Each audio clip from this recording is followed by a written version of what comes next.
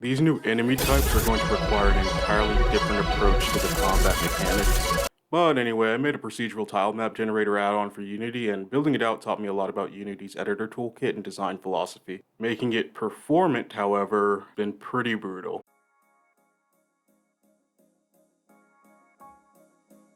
Howdy friends, hope you've all been well. Like I said, I've been able to make decent progress on my game, but while making the procedural tile map generation for this latest build, I had an itch. The itch to try my hand at making a Unity plugin.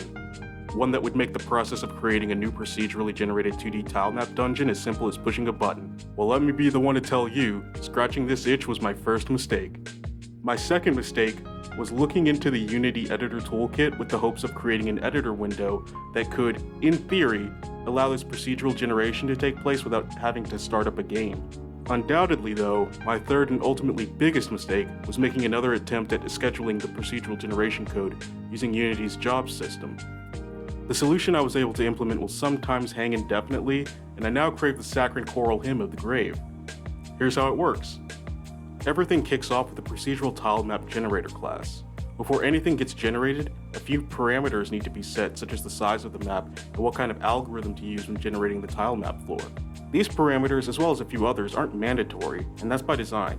Getting up and running with a new tile map is supposed to be a brainless operation. Getting any of this to work was the opposite of brainless though.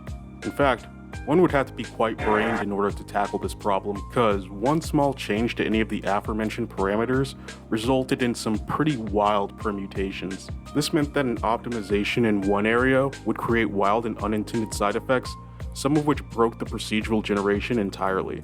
That being said, let's talk about jobs. I've spoken about this in a previous devlog, but Unity's jobs system has some pretty stringent requirements in regards to parallelizing certain functions. So, building a single cohesive map while still taking advantage of multi-threading all within the constraints of primitive and native types seemed like a prohibitively complex task at first. But anyway, I did it, basically taking advantage of the native Hashmap. An int4 acts as a 4-dimensional Hashmap key, with each element representing an indexer for the floor tile position values, while a 2x3 matrix acts as the value, storing the position data for the dungeon room and every floor tile within that room. In hindsight though, since Unity actually keeps track of every coordinate value in a rect int, and 2 of the 3 values are needed to make one, this ideally could have been replaced by an array of 2x4 matrices. Oh well. Anyway, once all of the positions have been calculated, then comes the corridors. I was hoping that I could just prompt ChatGPT to write a procedural coordinate algorithm that I could use to connect all of the dungeon rooms together for me, and I gotta be honest, that was a mistake in and of itself.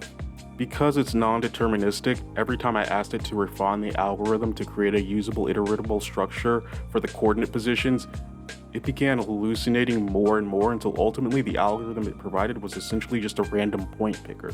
Instead, I wound up referring back to a tile map generation tutorial by Sunny V, which helped me gain a more concrete idea of what the basic requirements are to procedurally connect 2 bounded rectangles in world space. There were some other hurdles and certainly more to it, but if this video gets any longer, I'm gonna run out of unlicensed music to play in the background, so I think we can just move on to the Unity editor portion. Creating an editor window seemed like the next logical step in all of this, and I think it turned out alright.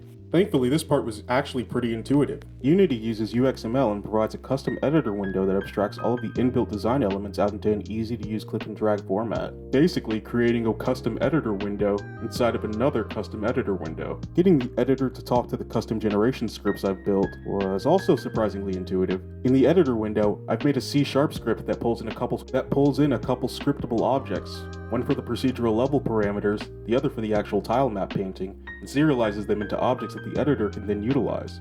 Then it's just a matter of connecting every single interactable element to a field in the scriptable object, so that changes are actually persisted across scenes or even projects. That whole process sounds a lot harder than it really is, as Unity's built-in editor UI elements are, of course, basically one-to-one with its built-in data objects. With all of that setup out of the way, the last step was to actually generate the tile map. I started off with the tile map preview window, which is an idea I took from Sebastian Lague's video on procedural 3D level terrain generation. Essentially, I take the position coordinates I calculated in the generated map object created by procedural generation script, then just paint those coordinates onto a textured 2D map. Simple stuff, really. Last thing is to just draw the tiles, and yeah, basically the same thing. The object itself contains a working dictionary of every position on the map, as well as what tile should be placed at that position. It also contains a dictionary for dungeon rooms, following the same principle, where certain rooms will count as safe or hostile, depending on the type, which is also procedurally determined. Outside of that, not much else is needed to paint tiles onto a tile map, except of course, the actual tiles. Those can be assigned either in the scriptable object used by the editor window, or passed in as an override in the window itself. Like Field Day, I do plan on releasing a working version of this pretty soon, possibly as a free asset in the asset store. One thing to note though is that it only works for small maps. Now that the room generation is completely dynamic and each room will have a corridor attached to it, the next step is to speed up the calculations taking place on the main thread. I'm thinking I might revisit that 2x4 matrix idea. Okay, bye.